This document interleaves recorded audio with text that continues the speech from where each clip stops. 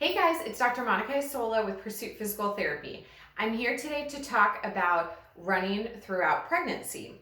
And I'm excited to share that I am 17 weeks pregnant with a little girl. So this is something that I will be doing throughout the rest of my pregnancy and something that I did with my during my first pregnancy. So again, 5 different tips. The first tip is make sure you're wearing supportive shoes. So with pregnancy, we have hormones that loosen up our ligaments a little bit. So we want to make sure that our shoes are nice and supported so that we're not likely to, roll, twist an ankle.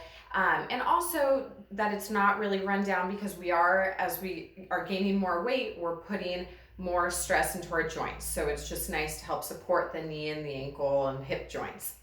Tip number 2, which is my personal favorite and helped me the most, is wearing a belly support band.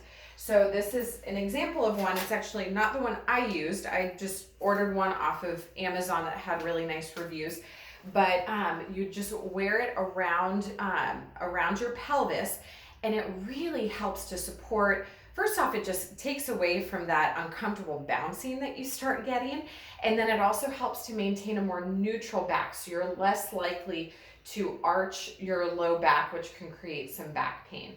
So that really allowed me to run very late into my pregnancy the first go around. So I highly recommend it. Tip number 3 is to make sure you're running at a comfortable pace. So it's hard if you were a really competitive runner to kind of slow yourself down a little bit, but it's important to listen to your body and make sure you're not overexerting yourself. So what I recommend and what I do a lot is our intervals. So I'll run for about 2 minutes, walk for a minute, and that way I'm able to get my heart rate up, but I'm again not overexerting myself. Tip number 4 is make sure to maintain good glute and core strength. So this helps to prevent injury, it helps to support your pelvis, it helps during labor as well as throughout recovery to have good core strength.